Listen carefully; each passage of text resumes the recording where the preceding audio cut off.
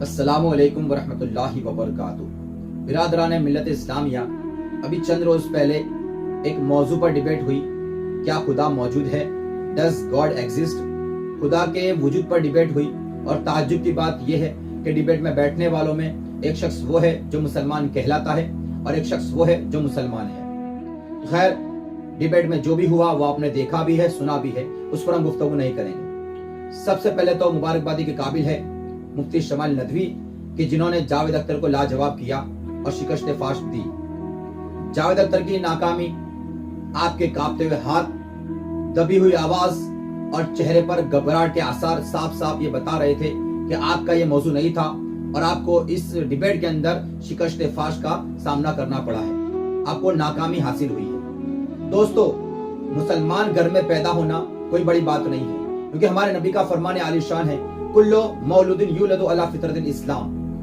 हर पैदा होने वाला बच्चा इस्लामी फितरत पर पैदा होता है, मुसलमान पैदा होता है, लेकिन उसके वालिदैन अपने मजहब में उसे ढाल देते हैं, अपने मुताबिक उसे बना देते हैं। तो मुसलमान घर में पैदा होना कोई बड़ी बात नहीं है। बड़ी बात यह है कि मुसलमान पैदा भी हो, मुसलमान घर में भी हो, मुसलमान माहौल में भी हो, इस्लाम पर जिंदगी भी गुजारे और मरते दम तक इस्लाम पर साबित कदम रहे और आखिर में कलमे के साथ में उसकी रूह कब से उन सरी से परवास हो जाए तो बड़ी कामयाबी की बात है कि इस्लाम के साथ में दुनिया से जाए तो कामयाबी की बात है। दोस्तों, इस्लाम इल्म हासिल करने से मना नहीं करता है, चाहे दीन का इल्म हो, दुनिया का इल्म हो, इस्लाम इल्म से मना नहीं करता है, बल्कि इल्म पर जितना जोर इस्लाम देता है शायद ही कोई मजहब देता होगा कि जिसकी किताब कुरान, उसकी पहली वही और पहला लफ्ज इकरा हो, पढ़िए, जो पढ़ने से शुरू होती है, जिसकी इस्लाम की पहली वही और कुरान की पहली आयत ही पढ़ने के बारे में हो, वो इस्लाम इल्म से कैसे रोक सकता है। और जिसके नबी इल्म की फजीलत में ये फरमाए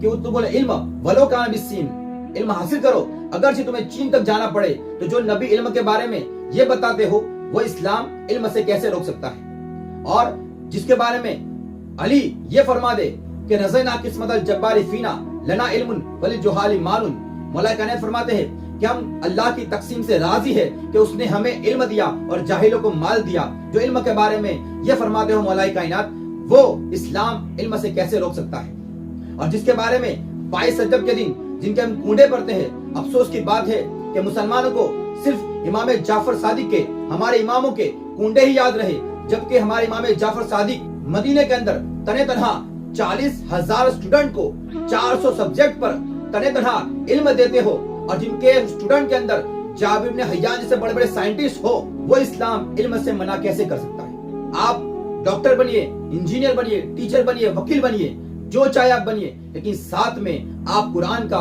हदीस का इल्म भी हासिल करें तो इंशाअल्लाह आप कभी गुमराह नहीं होंगे। तो खैर, मुफ्ती शमाल नदवी से और तमाम मुसलमानों से मैं गुजारिश करना चाहूंगा कि आप लोग मौलाए कायनात के खुतबों का मुताला करें। अगर मुफ्ती शमाल नदवी मौलाए कायनात के नहजुल बलागा के खुतबा, जो अपने इन नास्तिकों से आपने जो डिबेट किया है, जो इन्हें लाजवाब किया है, अगर वो मौलाए कायनात के खुतबों में से कोई एक खुतबे का भी मुताला करके आते तो ये 2 घंटे तो बड़ी बात है, वो 2 मिनट के अंदर भी जावेद अख्तर को लाजवाब कर देते।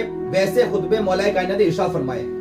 हमें चाहिए कि इल्म हासिल करें और बेहतरीन इल्म हासिल करें। अब खास बात यह है कि कुरान पढ़ने के बाद में भी लोग गुमराह हो रहे हैं, हदीसें पढ़ने के बाद में भी लोग गुमराह हो रहे हैं, तो हम बचे तो कैसे बचे। तो इसका रास्ता गदीर कुम के मौका पर हमारे नबी ने दे दिया था।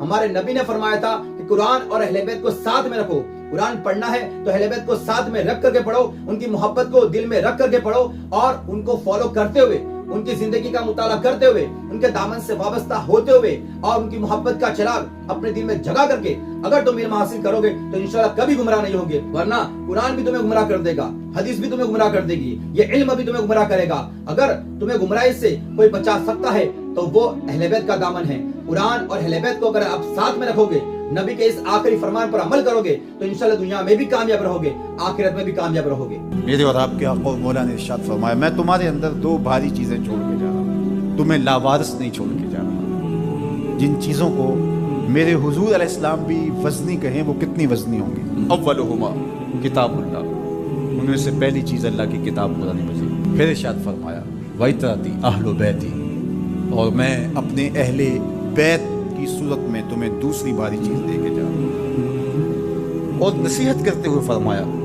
उज़क्किरुकुमुल्लाह फी अहले बैती, उज़क्किरुकुम अल्लाह फी अहले बैती, उज़क्किरुकुम अल्लाह फी अहले बैत। मैं अपने अहले बैत के बारे तुम्हें अल्लाह से डराता हूँ। एक बार नहीं, दो बार नहीं, 3 बार फरमाया। इन 2 के दामन को मजबूती से पकड़ लो, मैं मोहम्मद जमानत देता हूँ कि तुम कभी भी गुमराह नहीं हो।